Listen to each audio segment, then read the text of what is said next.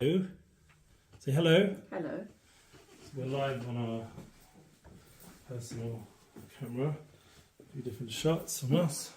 Not live, you're just videoing. Video.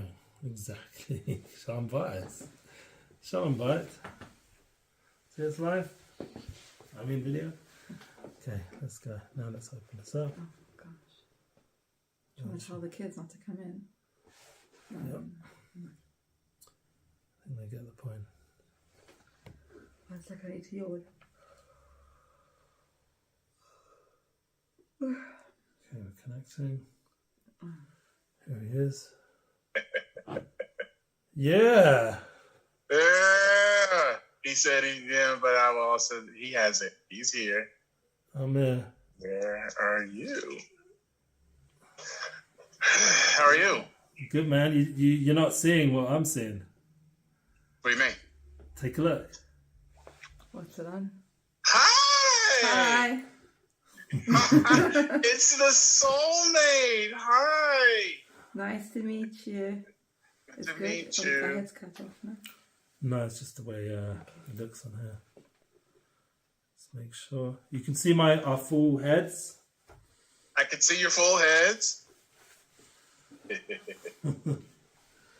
Amazing. Good evening. Hello. Hello, boss. Oh, look at Prater. Hey. Let's go. That's a foursome. This is it. The Fabulous Four. Fabulous Four. First, just here to help us out today. Thank you. Here to say hello, Hi. Ellie, Nice. and Thanks for organising this. We really appreciate it. it's my pleasure. You're a star. So flexible. So convenient. All the It's my right professional flow. Okay, amazing. thank you. Okay. Well, do you guys typically have a comment? Not a comment. We might comment afterwards. Do you guys typically have a flow that you guys follow for your Yeah, vibes? relationship flow. That's it. That's exactly what it is. Okay. Do you want to do I have the link, so I'll press record when you're ready. Do you just want to go through your normal flow of your intro? Yeah, we can do that. I know what to say. She looked. She had a hesitation. That was the No, I'm more introverted, so Yeah. I'm going out of my comfort zone here. She's been Oh doing my it all gosh. audio till now, so this is a big, She's been doing audio. Does she Yeah. want me to half the screen? No, and it's then, fine. does she want to log in on her phone with her icon and it just blinks when she calls? I teach no. exercise classes in the studio in front of loads of people, so I go into my zone. It's okay. Do I need to turn on workout music? Is there a song that you would like to walk up to? No, you have such a great WWE style? energy. You have a really Yeah. good energy. You don't need music. Thank you. Yeah, Okay. we don't need the music. So- We're good. All right, so what I'll do is, Per's on here. Per, you don't have to stay on. I just wanted them to see you and say hello. Even though I know you got yourself together for them, we appreciate that. Yeah, you look She's great. So close. Yeah, it's Thank you. past my Per, bedtime. you look great. It's past their bedtime, so we don't want to hold it up. So what I guess I'll do is I'll just press record, Ellie, and then you can go on with your normal intro. Thanks. And then, like we did on our last one, do you have the questions that you want to ask, or are we just going to have a conversation? Yeah, so what are you? I just want to, before we start recording, just one more point. Are you really trying to push the book? Is that your focus right now, the middle ground? Just so I know what you want. I don't know, Per. What is my focus now? I'm not even being funny. We have had a discussion about this for this last 90 days. So yes, we do want to promote the book, the principles in the book. Really what I'm looking to gather is to get more engagement and followers from this effort. Amazing. So I think it should just flow. Yeah, agreed. Whatever you like. If you have things you want to focus on, really, no, don't you think? Well, look, just to get to this podcast was in itself a relationship flow. So, Yes, it was a relationship flow. yeah. So why don't we go into that? So I'll press record. I'll do a 3, 2, 1 countdown. I'll press record. Ellie, you can go directly into it. This will be raw, and we own the footage, so Amazing. I can send it over to Per, and then Per can kind of edit it quickly for us, and then we can get it back to you. And that way you can use because I see that you have your title card and things like that on your podcast. So I know you probably want to do that. Are you guys just interested in the audio from it? We're happy to get whatever you can get. The more the better. So I guess I'll go in and talk as if it's audio, and then I'll let the video be the bonus content. Amazing. So they'll be able to see. So I'll try to make sure that it's good. That's good. I saw your last episode, Flow with Real Happiness and True Freedom. Yeah. It was for Passover? That's right. Okay. It's a very intense time, like in the calendar for our people, like cleaning the house and the whole transition. It means a lot. Can we ask about that? Because I don't think most people know what Passover is. Sure. I grew up they see it. I grew up with both worlds. I grew up with Easter eggs in London. That was my upbringing. So I did have Passover as well, but I know how it from this way to that way, from hardly any experience of it, and then now it's become such a part of our life. So we're happy as a couple, really my wife's the one doing the hard work, honestly. I'm sort of doing this, doing some other kind of work. I'm not sure. So. Okay. All right. So I'll go in and start the recording after the countdown, and then I'll let you go into your intro the way that you do it on your podcast. All right? Great. Looking forward to it, guys. All right. We'll go in 3, 2, 1. Yes. What'd you say, Per? Per, you're going to stay on? Oh. All right. 3, 2, 1. Recording in progress. Yeah, so welcome to Our Relationship Flow Meets the Middle Ground. That's Glenn Sandifer. We're so happy to be here. And we know that this guy, Glenn's doing some big stuff in the relationship space, especially with dating and marriage. It's something which we have a lot of respect for. We've gone on our journey, and we know how important a part of our life was that we were able to find each other and get to that focus in life. And even though now we're married 21 years and plus, it's been a struggle, the two of us. Yeah, congrats. And but it's been a struggle that we know that we're on the right way. Like we're getting closer. We want to go on it together. Exactly. So I'm Eddie Goldsmith. This is my soulmate, Masha Goldsmith, aka Teeny Pop 613, and she's honoring us with her presence. We did do a pre-game episode together, just Glenn and I, but to have my soulmate present is a whole nother level, and we appreciate Glenn making the space for us to do our thing. Thank you. I appreciate the opportunity to speak with both of you and your audience with the Relationship Flow podcast. I am interested, and I think a lot of people are that may not know, soulmate. What is kind of the context behind the language around soulmate? Mm-hmm. It's very intentional for those of us that have grown up with a faith-based belief system. So talk to us a little bit about why you guys like to use that. Well, from the first time we met, there was always that soul connection. Even though, I was living in, as we spoke in my previous episode together, previous conversation, we spoke about, that we weren't really in that space of soul connection. There was other focuses, but by the time we were having a very deep friendship, there was definitely a flow of soul. You agree? Yeah, we just knew. We just felt like we knew each other in a past life or something. It was weird. We've been connected before. There's something, we know each other. There was this familiarity of soul, I think. Yeah, and we had all the other kinds of good guy and girl, man and woman flow in terms of attraction, and the lifestyle, similar kinds of goals and conversation flowed. But the soul thing really was very, very profound and overwhelming. It was almost tearful because it was so. Yeah. Well, we were also at a stage of our life where we were kind of tired of the way people in the world were just becoming very superficial and more material, and we were going on our own soul journey as well, which is how we also connected. Because we just had very deep, real conversations about life and things. So we were open. We were very open, but we also saw that we were and also our souls were connected. And we had a similar vision. Of how and we it wanted our lives manifested to in go. like creative spaces as well. In terms of my wife's an artist and dancer, and she has all those skills, and I was a musician and in the music space, and there was just like this need to express and share.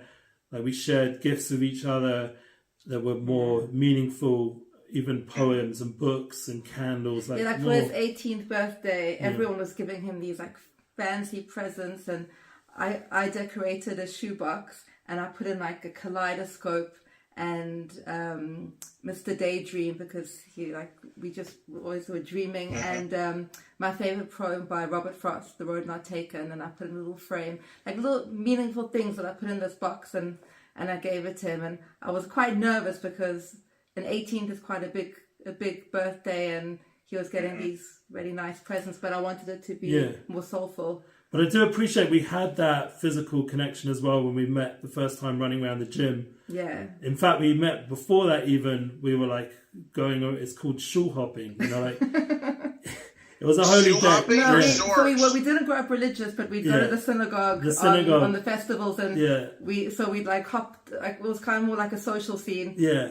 And we met each other out. So that was the first time we met. I saw you. We weren't introduced there. Yeah, the second time we actually spoke was running around the gym. And you saw him. Did the sky light up? Yeah. So you say, I got to get to know that man over there, but not today. No. So very much. Did I look like this then? No, he looked really good. He looked really good. No, I tell you what, like he looked like the perfect. For the look of that time, he 90s. was like the look, and like all the girls liked him. But it's very interesting because as we've been together for much longer, I see him in such a different way. Like I feel he's more good looking to me now because it's not just about the looks. It's something much deeper. We're best friends. You guys use the language around soulmate. But here in the West, that is looked at from a romantic standpoint. I'm looking for my soulmate and the person that I can be my person in my life.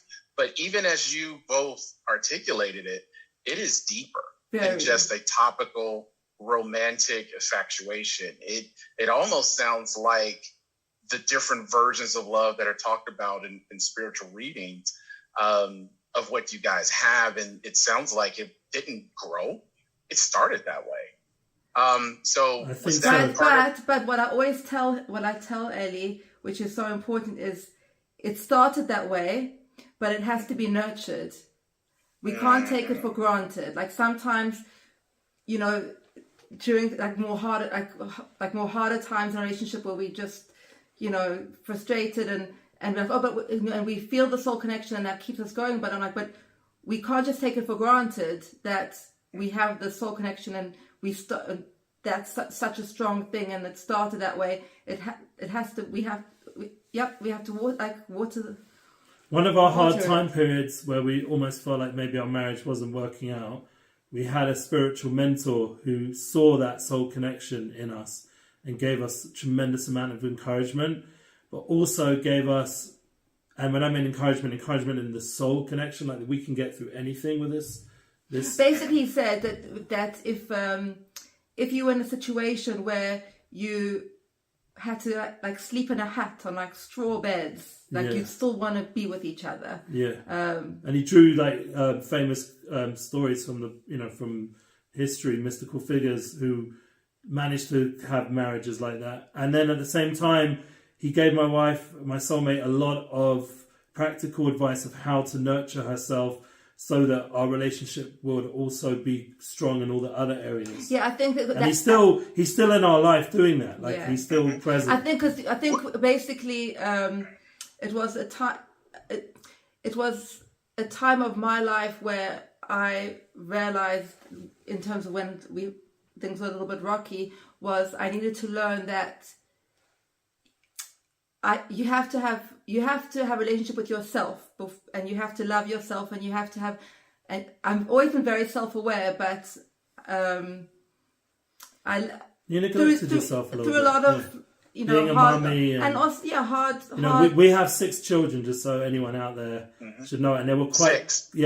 and they were quite close together. And thank God now they're like, we've got a 20-year-old, and you know, we're in a completely different space. No, but I had to understand that he couldn't save me, and he couldn't. So that it's often one thinks, oh, your soulmate or your partner is meant to save you and make you happy, but you enhance each other and you're happy with each other, but you have to fill up your hole. You have to fill your hole. So another problem, we talked about kind of the romanticized version of what a relationship and a soulmate is. But sometimes we find at the middle ground that when people do get into a relationship, they say, I lost myself.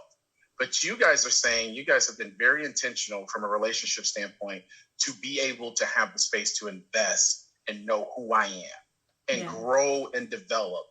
I see that a lot and I deal particularly more with men, but even for the women that I've had the privilege of speaking to and their wives, it's been, I've lost me. I don't know who I am. And a lot of times it sounds like, Ellie, you did a great job of this, of understanding that as a woman, as a wife, as a mother, and then the different seasons, I guess, of parenting, there was a change, and you guys made sure that you were intentional about allowing you to have that space to grow and develop, and then just work on your words with self-care. Yeah. So I think I'll give you another thought that a lot of couples don't know about maybe nowadays because they maybe haven't seen it enough. But we also have a very strong vision of what we're going to do when we're older, when we're in the golden days of our life. You know, we've worked hard, our kids are busy with whatever and their children, hopefully, by that time. And we can just truly and purely enjoy the fact that we're soulmates and married. And it's something that we look forward to. Yeah, we look forward to it. We have like glimpses of it at the end of the day, or when we go on our weekly dates, or, you know, when we have our intimate times. But, you know, these are moments where we can just sort of go off into our own world as a couple. But generally, like, it's, you know, the kids and work and pressures are very, you know, intense right at this point of our life. So like we were mentioning as well, there's a festival coming up that has a big, you know, impact on the schedule right now. And you have to like still even then make time for the relationship. But we do make time. We like at 9:30 which is this time. At 9:30 we say goodnight. The younger ones go to bed, the older ones do their own thing. Our door's closed. And it's our time, and you know, and that's really, really. And important. how much, you know, so from a blueprint standpoint, is it like 30 minutes, an hour, 2 hours, or however the mood kind of takes you, or however the moment takes you, of where your intention about connecting with one another?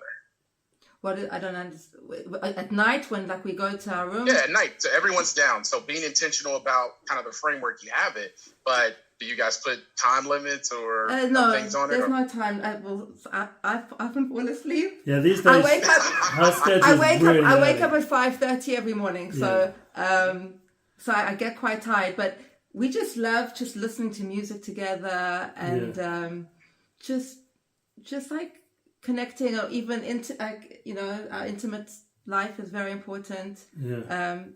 And that's also really important in a relationship. It's also like, you know, like remember, the world doesn't know about this so much, but Andrew Huberman brought it up recently, the idea of 2 weeks on, 2 weeks off. I don't know if it's discussed, but let's dive into that. 2 weeks on, 2 weeks off. So in our faith, you know, when you're not having our, you know, spiritual system, when you're not having children right now, so then the wife is, you know... No, don't do the children. When a woman is menstruating... Yeah, so right now we're not having children, so you're menstruating 2 weeks on, 2 weeks off. Oh, meaning I'm not... yeah, right. So it's not exactly 2 weeks, because we also add on an extra week just to really... I don't know why, but we do. The system, yeah. But the point is that what it does is it creates a tremendous excitement, a renewal in the relationship the night of when we reconnect is a very special night. There's a tremendous energy. It's as if it's the first time. Yeah, like we just got married. It's like a wedding night every month. And and then the times after that are like, different. But the point is, it's exciting to build towards that every 2 weeks, and the separation time works with obviously the menstruation, and that it gives the woman a break, and it also gives time to also work on your relationship of your friendship side of things. It's not only about only about the physical. There's so many also brother dimensions. sister. There's other aspects of our relationship that we felt before we got married. Like we said, that soul connection. The soul level means all the different aspects of you can have relationship with a other person. They're all given their time for like focus. So we have the husband wife, and we have the brother sister friends. Like there's all different kinds of ways of connecting, and it's important that those 2 weeks on, 2 weeks off give you that. And obviously, as you get towards the end of the 2 weeks of separation, the drive and the intensity grows. Like if you have a healthy, in that sense, and you're excited for each other, so then it just gets more and more like exciting and builds up, and then it's like the ultimate date night every month, instead of it just being again, done this before kind of thing. It's completely like renewed. So what encouraged you guys to begin the Relationship Flow podcast? So that's a good question. He started it himself. I don't know how. I had 3 podcasts. I'm quite a private person. I'm very expressive and open when I talk to people. I really enjoy having deep conversations. I'll always be open about myself when I'm talking to people, but to expose myself like on social media or things, it's a little bit. I get a little bit more nervous, but so maybe that's. But eventually you agreed. Yeah, I agreed. And I knew that really to make a relationship flow, it shouldn't just be one-sided. And we do watch other couples like Cara and Nate. They're like a YouTuber couple who go around. I don't know if you've heard of them. They're really cool, fun people, travel hundreds of countries. We watch these kind of like YouTubers who seem to have really good relationships and are able to communicate without getting specifically into the relationship focus, but it comes up every so on. I think we also just wanted to, we're very real people. We're not trying to pretend that it's all easy, and we're not trying to pretend we know everything. We just thought it would be also just nice to just share what we go through, what's worked for us, when things are hard as well, and how we deal with that also. Yeah. And there were examples, like back in the day, Tom Billy used to do a podcast with his wife. I don't know if he still does it, Relationship Theory, I think it's called. There was just a bunch of people doing it at certain points. Who else? Recently, I see Jay Shetty. He's actually working in my family, funny enough, now. So Jay Shetty's got a really successful relationship podcast, and he has his wife on it every so on. Not that often, but I just feel like my wife is a much deeper expression than emotionally than what I would be able to do. So it balances me out. I'm much more like floaty, or like, what's the word? Aspirational, abstract, dreamer. He's very abstract. Yeah, so it's very important for me to be brought down, to be relatable, because I can take people on spiritual journeys if they want, but my real goal is to know how to be spiritual down here, how to be spiritual with the wife, with the soulmate, how to be spiritual with the kids, how to handle money situations, like real life, and that's where the real struggle is. Because I can definitely be spiritual, no problem. Like that's natural. That's easy for me.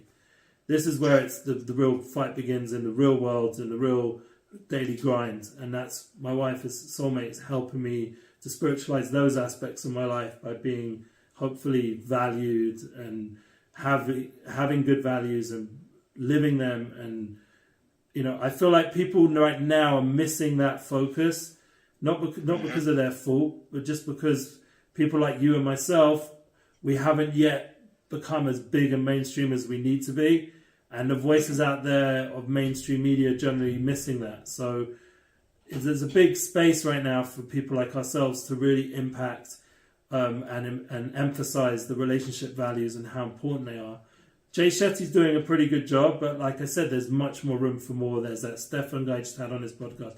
But there's still so much room for more, because everyone's coming from different perspectives, different experiences, And I think our unique journey can really help give hope to people that there's a deeper level of relationship flow and success. So I think that's one of the reasons why we did the podcast.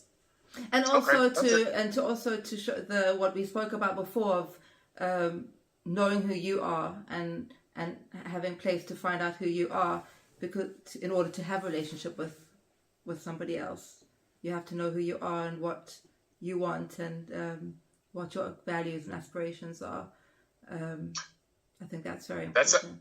That's actually a really good transition. So at the middle ground, we believe that everyone can have the relationship outcome that they're looking for. You just first have to know who you are, know what you want, know what you qualify for, and know for who you qualify for, what they want from you. So it sounds like you guys met each other at a kind of a formative stage, entering adulthood, and then there were kind of some ebbs and flows with it. How would you say and give advice to the audience after going through that process of what we spoke of the core 4 tenets? How do you keep the relationship moving and thriving as individuals do change in it? You want to go? You go.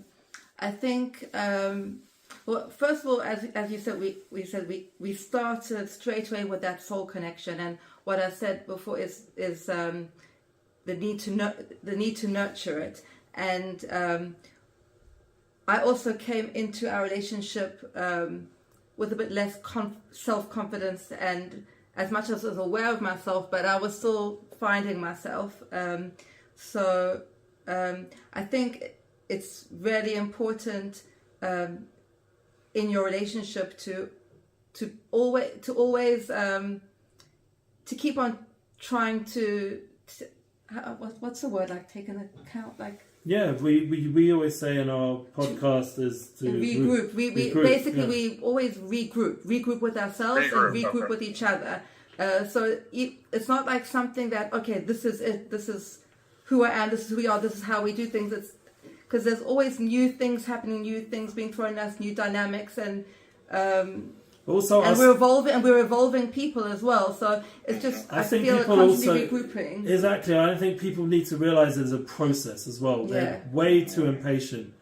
Like, people need to give much more time for the relationship. They're like, well, I can just get divorced, God forbid. Yeah. It's so easy to just get yourself out of that, and that's not really the right mindset. Like I said, you have to have a long-term plan. It has to be the long game. And example would be our spiritual mentor. One of the things he said, which is very important for me to hear, was that your wife needs to know that you really love her. And to you think, well, I married her, obviously I do, but sometimes it's more than that. You have to, well, not sometimes, it always is. So you have to really be patient with that process until that moment when my soulmate turned to me and said, I now know you love me. Like, really. Remember that?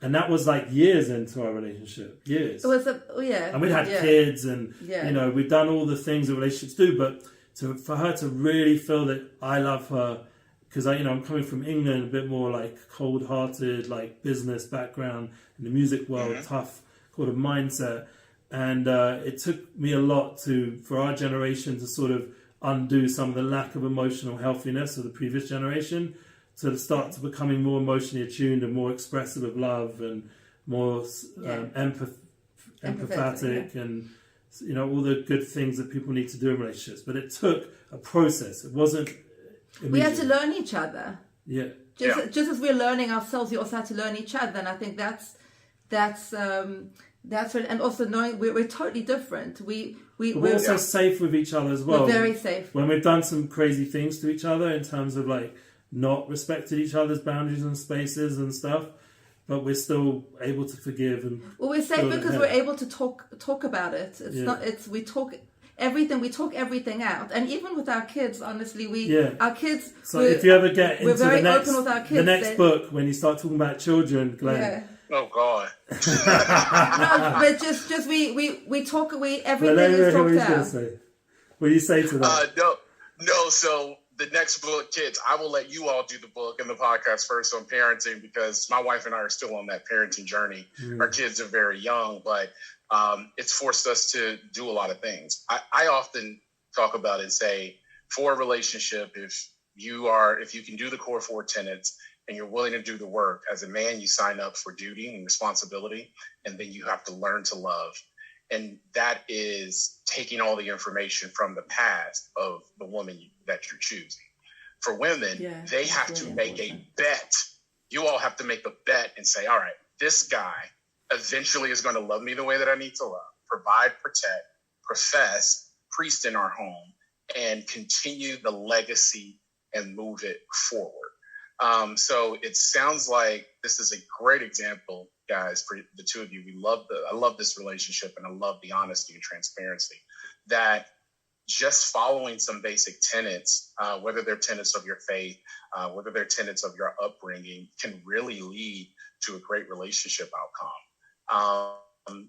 What, outside of a couple of things that you said, which is work on yourself, work on the relationship by nurturing it, what can people do to prepare themselves for that relationship on the front end so that they're ready to do the work in the relationship?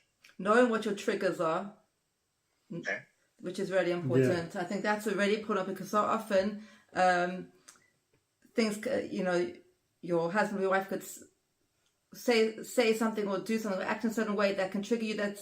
That's you translate it into something else because it's a trigger from something you've been through in your past, and you react in a certain way, or you think, oh, they're not being nice, or he's not meant to be, she's not meant to be for me. But it's when you have an understanding of what your triggers are, and it definitely helps to have easier communication and responses.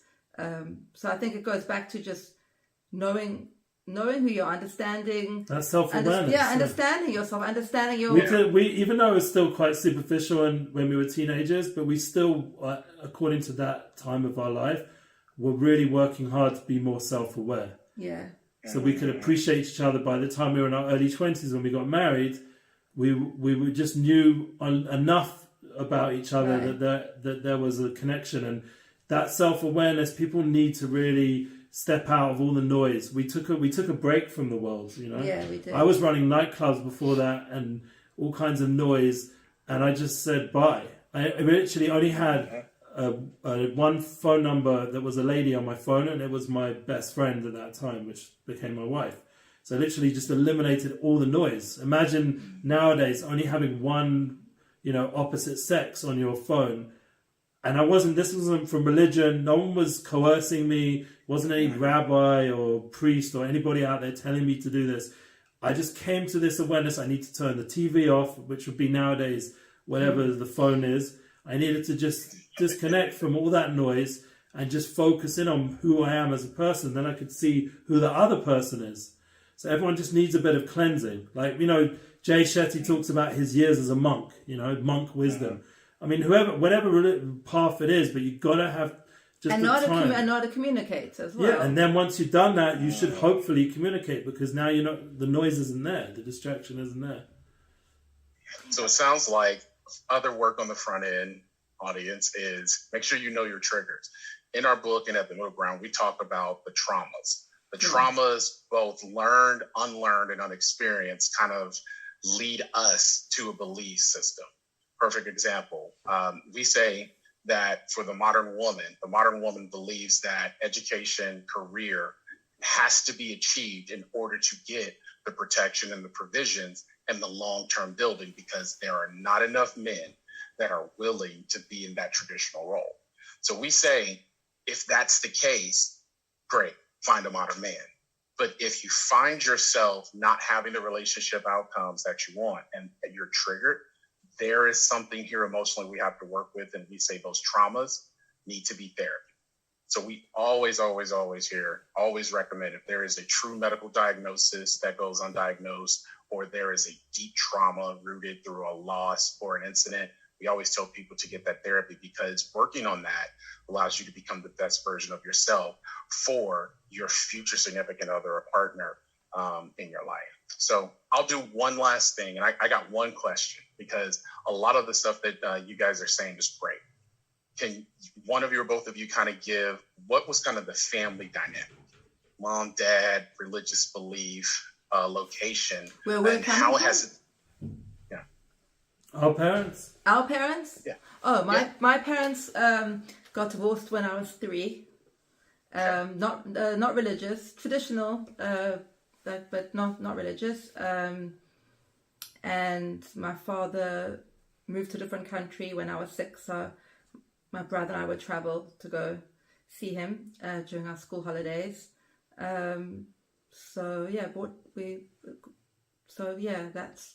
And when we got together, they were very happy about us getting together, your parents. My parents were like, oh my God, what's going on with my son? Like, we want him to be a lawyer or... So his parents were worried in also the music because business. I'm from like a dysfunctional family because my parents are divorced. Yeah, And that what was are you awful. marrying into this family who, blah, blah, blah. Because there was also, in England, there's more of a class system, like, they're more like, the higher class, like in terms of his family are more status and, VIP sort of. So it was like, it's a bit snobbish, but that was how it was. And, and also they've seen how we've given up a lot for our journey together, and they don't understand it completely because for them, they struggled so hard to be successful.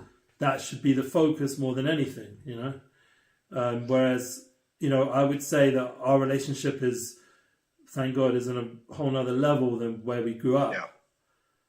I think your parents really appreciate. Both our parents really appreciate our relationship. Yeah, they see do. how much we work. Like really her hard. father on we just made it's called a bar mitzvah. I'm sure everyone knows what bar mitzvahs are because Adam Sandler popularized it. But the point, maybe it wasn't just him. Maybe it just always was in Hollywood or whatever. But the point is that we just made one. It was our last one of our boys, and her father saw us at that moment sitting in this nice Airbnb on the couch at the end point of that, and he was just like, yeah, he gets that we're soul, connection. He has that moment of like soul, and you know what I'm saying. Yeah. He just got it, and my father as well has had those moments with us as well. Yeah. And it's nice to see when there's those good moments when we're not talking about money or struggles or the kids, when there's just a moment of recognition from our parents. Yeah, there's a good thing going on here. And that's really validating, Yeah, that's really great, guys, because a lot of times what I hear is I came from this background, so I won't have any success. You guys have said that's turned that theory on its ear, and not only thrive in your relationship, but are providing a blueprint for other people. And that's really, really admirable from our standpoint, for myself and then for us here at the Middle Ground. Last question. There are 6 types of men and 6 types of women. I'm going to ask each of you. So I'll ask first, what type of man would you identify as best? Let's take out what I know you're not. You're not a boy. You're not an F-boy. Would you be a guy, a male, modern man, traditional man, or high value? Between the guy and the high ground, I think. Guy and high value? Yeah. You're not a guy. The guys are just dudes they're at here we have Target's international. Target, Starbucks, so high value. High value. And yeah. You're not traditional. No, you're not traditional. High value. You're not traditional. He's not. He's working on it to be more. Yeah, but he's not. She helps him with the He's not natural. He's not a natural, traditional, typical. I consider myself more revolutionary in the way I think and do things. I'm looking to the future for a whole different way of humanity. That's like I think I believe very deeply that I can help a lot of the world, not in like a egotistical way, just in a purely human way, reconnect to the soul, and that will save us a lot of stress in relationships with the new technological things that are coming. And I think that it's the idea of a relationship where that is the most manifest. That's why it's so important that I develop this with my wife and my soulmate, as hard as it sometimes is, because it's really where the true mission of what I feel I'm here for comes alive, even though it's like probably the hardest place, All right. What are some projects that you both have coming up that you'd like to share with the audience? So we have, my wife and I are going to continue the Relationship Flow podcast. I think that the Unity bookings, the idea of working with a lot of speakers and creatives, artists, mentalists, all different kinds of Unity-focused people who are very good role models, very uplifted in their journey and their personal growth, and they're sharing a lot of light to keep helping support them in doing that. Myself, keep doing that. Watch my wife in her unique way do it. Not know how she's going to do it, but she's going to do it. And also seeing it starting to happen amongst my children and the community I'm in, and just generating a lot of positive light in a world that, you know, needs it more than ever. And I think also I would like to consolidate the concepts in a book, United Souls. I have it on Substack, but I'd like to really get the book, you know, solid and share it with others and have them contribute.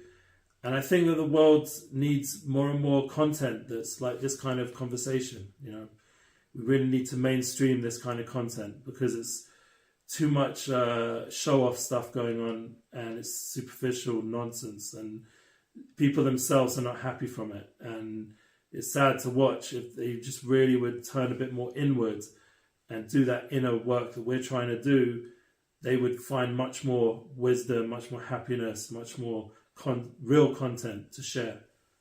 They just need to... It's hard work, though. That's the thing. They have to face their pain. Stop escaping. Yeah. You really have to face yourself to do what we're doing, and it's hard. Sometimes Don't escape. It's hard, but it's the only way, I think. We all need a moment of chilling out. Yeah. I'm not like saying I'm this like guru or something.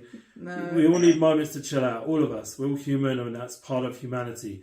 But to only chill out, like to only avoid and escape and think that's going to bring happiness in relationships, it's nonsense. You know, they're missing who they are, and they're missing the other person in their life, and you know they have to tune into that core truth of who they are and be real with it. Okay. Well, guys, we're coming up on time, but I definitely want to thank you both for the opportunity to speak to your audience and for you to share your story with our audience here at the Middle Ground. Where can the audience connect with you all? Yeah, so you've done the promotion for us, Relationship Flow podcast, and I'd like to hear more from your content as well. The Middle Ground is definitely needed, and we're just excited to see collaborative projects like this. That's my Unity Inspires projects is my main brand of bringing together like-minded. Yeah. Or even not, but like-minded. Yeah, and I'm excited to see where this can all develop. I'm definitely trying to ground myself more and more, like you wrote in your book, the middle ground, finding that place to build from, and I think that's really important. I think I can learn a lot from you as well, Glenn. Okay. Well, I thank you both again for your time today. I know it's late where you are, and we're in Passover, correct? So I know that coming attractions.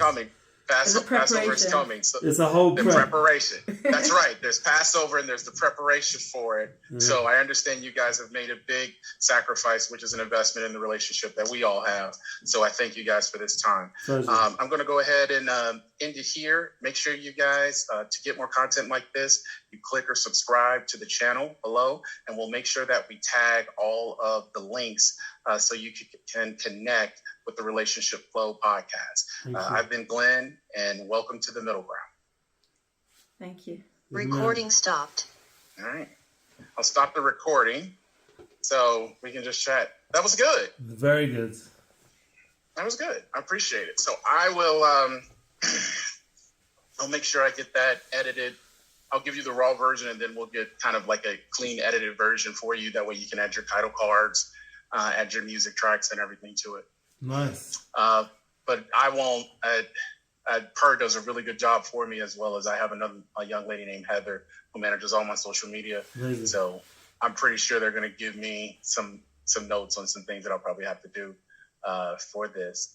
But definitely appreciate this opportunity and this time to connect, guys. You guys are probably going to be, for my version, the first live podcast that I had. We will start in. This will probably post for me in my forum, now that I say that, next Saturday. because I'll be doing lives on Friday and then reposting any podcasts or any specific content then to try to grow the audience. We made the decision. I said I'm gonna abandon coaching, and it's not because I don't like to coach, but it's as far as what energy serves me. I love doing the podcast and I love doing the speaking engagements. So we said, if that's what serves me, let's move in the effort of that, so we can move things forward for the middle ground.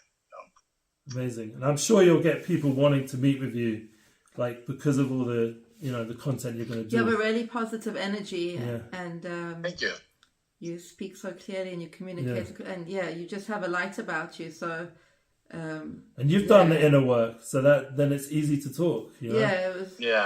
It's you know what I'm talking about, where the world you mentioned it last time, they're so not aligned to themselves. And also what's nice is you just want to like shake up, like you're losing out for yourself. Like it's nice to meet people who know themselves and know what their goal and passion is, but have a humility. You have a humility about you, even though you're strong and you know who you are and what you're doing, but it's not with ego. And I think that also is why you're so likable. And I think I think people are going to read. It's something that people already want to hear and learn about from you. I do feel there's a big also pendulum swing right now that these kind of content is going to go more mainstream. There are media groups who are growing this kind of content, and it is starting to feature, and people out there in the world have had enough of they want this kind of new age but old traditionally based content. I actually believe, based on the trend for the streaming wars that we have going on, especially here in the United States, we're going to see Netflix, Hulu, and maybe 2 other companies establish. They're going to pick a lane and say, all right, we're going to create a network for all of these YouTubers, all of these gamers to be here. We're going to throw a bunch of money at them and we're going to promote it, because I look at the numbers from a Nielsen standpoint. People are on YouTube and TikTok more than they watch anything outside of the Super Bowl. True. So why would you continue to allow those companies, if I'm in the business of media and communicating stories, to benefit from that? And I think we're starting to see it with Netflix. They went away from the large name comedians, large name producers, and they're starting to get with small storytellers and giving them a budget for documentaries. And we're seeing some great documentaries come out here in the United States that are not going to go on the other platforms. And I believe that's going to be the catalyst for it. So hopefully people like us are a part of that number and have the opportunity to continue to grow and tell stories. And, I appreciate the kind words. Thank you very much. That's actually very encouraging with some of the challenges we're having professionally in my business, but I really appreciate that. Ellie, we still need to connect on the booking. Yeah, man. I talk to other people and I don't like them. I like you. Oh, I appreciate that, man. That's what it's about.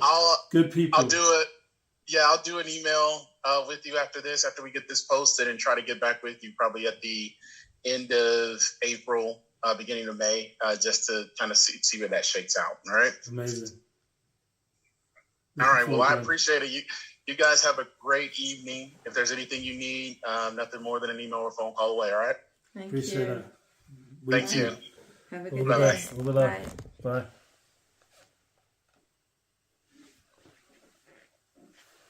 No, that's finished already. Can I say something here?